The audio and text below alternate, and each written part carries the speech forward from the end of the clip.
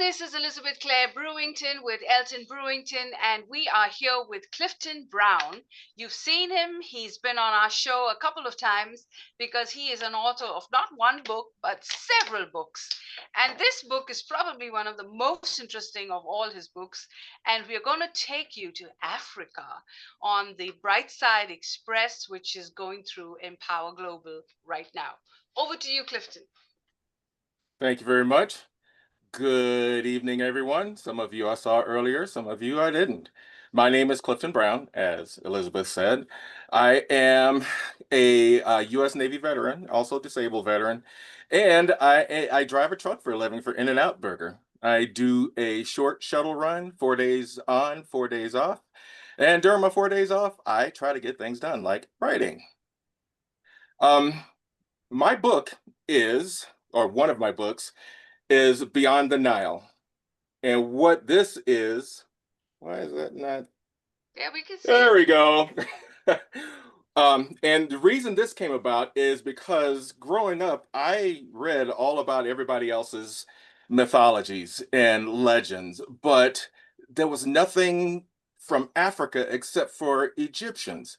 So I went in search of some non-Kemetic mythologies and gods, and I found a treasure trove. And what I'm going to present to you tonight is just a small snippet. And I also have a handout that I want to offer you guys as well. I was assuming I can find where I put it. But to start off, I want to tell you about Queen Nzinga Mbande. Now, she is the warrior queen of Ndongo and Matamba, which is right now, um, good grief, my brain just died. She's from Central Africa. And there is this movie called The Warrior Queen, starring Viola Davis, that I thought Yeah, was based that's on correct. Nzinga Mbande, but it's not. Okay. Queen Nzinga Mbande is someone completely different, and she's one of Africa's most remarkable leaders. She was born in 1583 in what is now Angola, Mm, and she rose to power during a time of crisis when Portuguese colonizers were expanding into Central Africa. mhm. She became queen of Ndongo and Matamba, leading her people through decades of conflict and political intrigue. Now, some of her main accomplishments were: one, she was a master diplomat. In 1622, she met with Portuguese officials to negotiate peace. During that meeting, the Portuguese deliberately failed to provide her a chair, intending to humiliate her. Well, Nzinga calmly ordered one of her attendants to kneel and act as her seat. This Mm, single act showed her strength, dignity, and refusal to be diminished. Number two, she was a fierce military leader. When diplomacy failed, Nzinga became a brilliant military strategist. She led her armies against the Portuguese and their allies for over 3 decades, using guerrilla tactics and forging alliances with neighbor kingdoms to resist colonization. Another one is that she was also an advocate for freedom. She fought tirelessly to protect her people from enslavement. She welcomed escaped slaves into her territory, built fortified settlements, and transformed Matamba into a safe haven for those fleeing Portuguese capture. And she had a great legacy of leadership. Even in her later years, she worked to stabilize her kingdom and ensure peace for her people. And she passed away peacefully in 1663 at the ripe old age of 81, a rare achievement for a leader who spent so much of her time at war. Queen Nzinga Mbande's story is one of resilience, intelligence, and courage. She stood against one of the most powerful empires of her time, not just with military strength, but also with diplomacy and strategic brilliance. Today, she's celebrated across Africa and beyond as a symbol of resistance and empowerment. And her legacy reminds us that true leadership comes from courage, vision, and an unshakable will to fight for your people. Don't have a picture, do you? Ah, yes, I do. See, I That's knew I good. was forgetting something. I actually, my apologies, but I actually put a lot of this together, um, and from in between this morning's session and now. And can you guys see that? But that's actually an image I created on Night Cafe. It's an AI imaging platform, and I did some double exposure. So basically, that's my rendition of Queen Mbande, and in her native element and what appears to be a Central African background. What questions do you guys have about Nzinga Mbande? Oh, I love the graphic, first of all. Great picture. What a great picture. Yeah. Looks like all these gods were warriors. They were out there to fight for you. Yeah. Well, to be clear, Nzinga Mbande wasn't a god. Um, she was definitely a legend, though. She was actually a real person who lived back in the 17th century. A woman warrior. A A woman. woman warrior, Mhm. warrior queen. Yeah. Mhm. And That's what territory area was she? It would be now known as Angola. Angola. Okay. What Hmm a great story. Okay. That All is a good right. story. Let's. What prompted her to leadership the way she aspired? She had no choice. Is that right? Because the Portuguese came in, and at that time in the 17th century, the Portuguese had a massive, massive presence overseas, and they were one of the strongest powers in the world at the time, second only to, I believe, Great Britain. Okay. Okay. And they came in and they thought they were just going to roll over this woman, and she showed them differently. She said that, yeah, no, I'm not doing this. And she not only did she build an army, she also collected allies from around her. I mean, she used diplomacy and guerrilla tactics to defeat one of the most powerful militaries in the world at that time. Mm. Well, I mean, for the British to take a back seat on her role is very interesting because the Brits, of course, because they had a shipping system, they Right. ruled the territory and the area, and they supported, sounds like, the Portuguese for them and their battle against her. And then once, Well, sorry, go ahead, I think they mostly sat to the side and said, "You guys fight it out, and we'll figure it out later." right, Yeah. right, right. Because they didn't want to mess with the Portuguese. And then when the Ndongo and Matamba stood up to the Portuguese, the Brits were probably like, maybe we should rethink this. Yeah. Absolutely. That's exactly how they thought. Absolutely, All right, yeah. let's go to the next one. This is so thrilling with the visuals. Oh my gosh. Yeah. Okay. Oops. I just lost my. Great There we analytical, though. Great analytical. Yeah. go. Okay. If you're not Now the we go movie to. Woman King, you must see it, especially if you're a woman. Yep. Okay, go ahead. Now we go to Shango. And I'll go ahead and tell the story of Shango's wrath and the Thunderstone. In the time as let me go ahead and explain who Shango is. I forgot most of you guys weren't here this morning. Shango is Africa's version of the god of a god of thunder, but he's not just the god of thunder. He's the god of thunder and lightning, primarily from the Yoruba pantheon. So here's the tale of Shango's wrath and the Thunderstone. In the time when gods walked among men, Shango, the Orisha of thunder and lightning, ruled as a mighty king of Oyo. His presence was commanding. Lightning danced in his eyes, and when he spoke, the sky rumbled in response. With twin axes strapped to his back and skyfire in his veins, he was both revered and feared.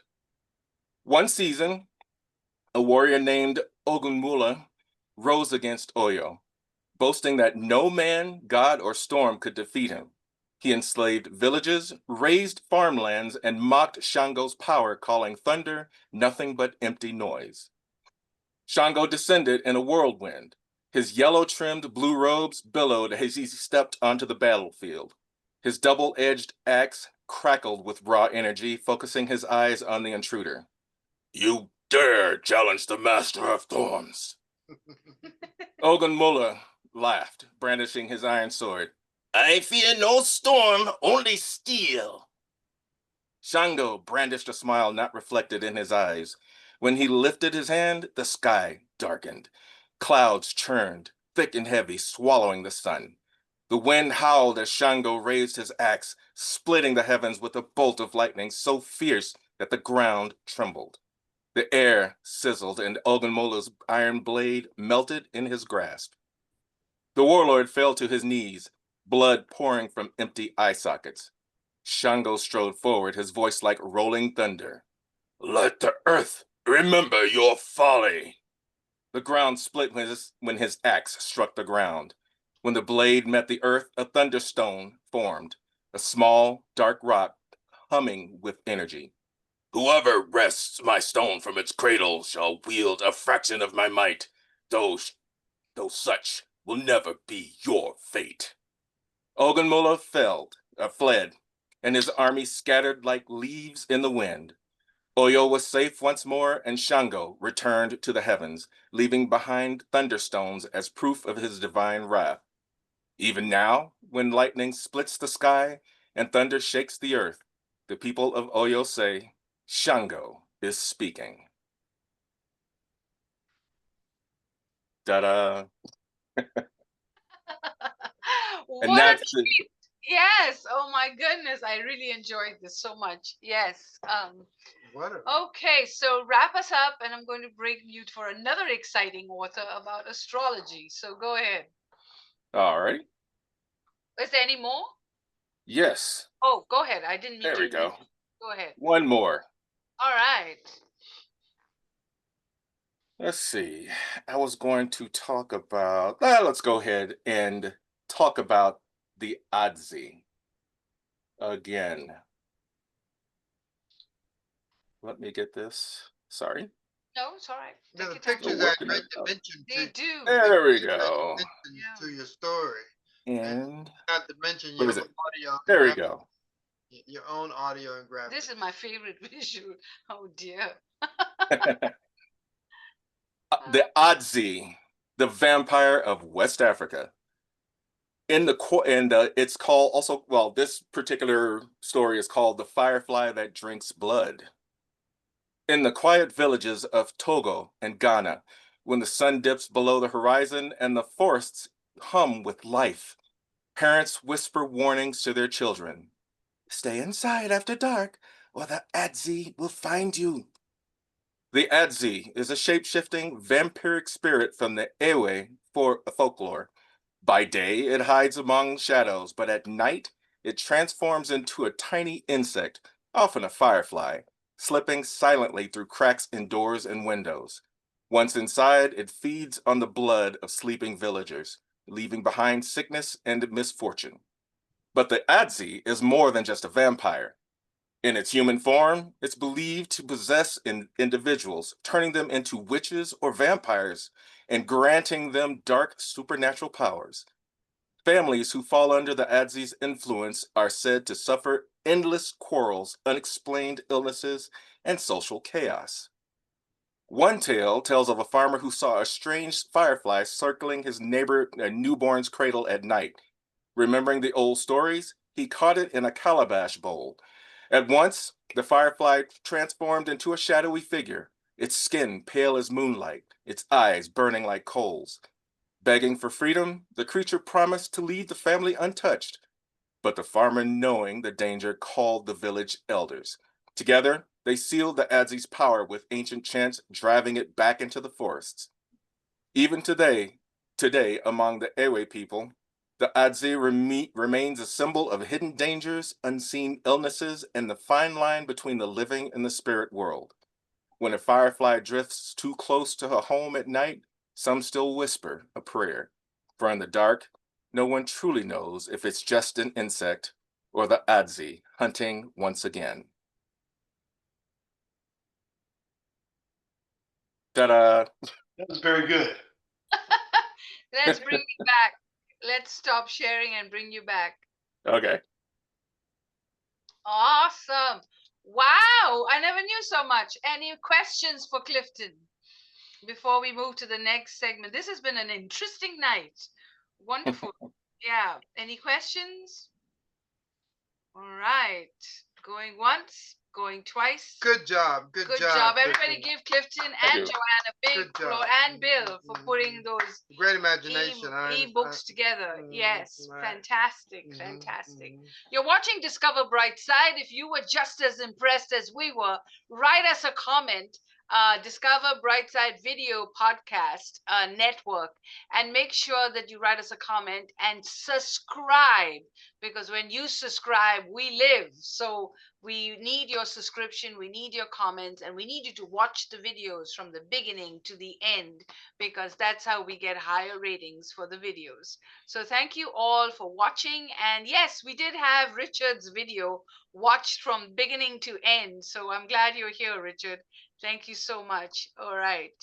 Thank you for watching us. We're with Clifton Brown, and award-winning Clifton Brown and award-winning Joanne Wagner, two amazing authors. I have to share with you that the dynamics of your imagination and the foundation for the understanding of things is it's explosive. It's explosive, and it yields to a combining imagination. You've kind of painted a picture, and now it's going to take some work though to get this on film, Yeah. to get the creative film for something like this, and to create. I mean, and it can be done. It can be done. Yeah.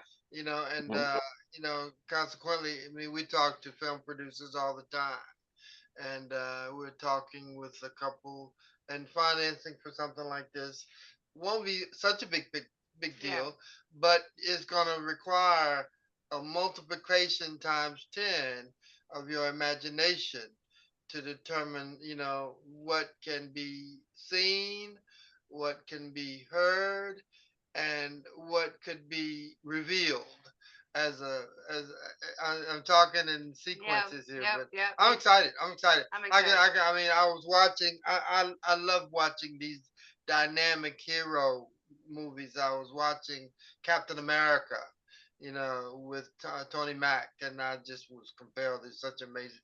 It was such, but the writing, yeah, had some, and Harrison Ford was in that movie, as a matter of fact, and he, you got to read, you got to see this movie. Harrison Ford, he played at the end of the movie, he became the Hulk. He was the president of the U.S. and he became the Hulk. Yeah, it was amazing. It was really, really amazing. Yeah. I was moved by it. And so when you let your imagination drift and aspire at the same time, it's quite amazing. Quite amazing. I absolutely love your creativity. The visuals are fantastic, Clifton. Your presentation was great. I thought it was awesome. And Bill too, very great to get the book so it flips and easy to read online. I kudos to both my authors. I think this was very, very lovely. What a wonderful day. Well, also, Richard. Yeah, Richard. I actually have a handout that I'm gonna send to everybody in the chat too, just a kind of a collection of what's in my book. Okay. So, and everybody get there you Clifton's go. book. It's available on Amazon, and make sure you write him a review. Right. We want you to write a review for Clifton. All right. Thank you so much, Clifton. But one last thing. In that regard, I want to compel each of you as writers, push, push yourselves to see the vision of greater things with ambition. I can see it. I can see it in all of you. And explore AI and the different channels and mediums. Amazing tools. Bring your books to life. And that's why you're at the book club, to spark you and get you all excited. Thank you so much. All right. All right.